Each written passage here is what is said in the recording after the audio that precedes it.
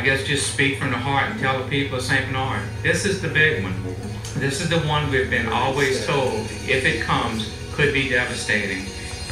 Please don't think that going to high ground is safe. Mr. Dean said it, you must evacuate. You must evacuate.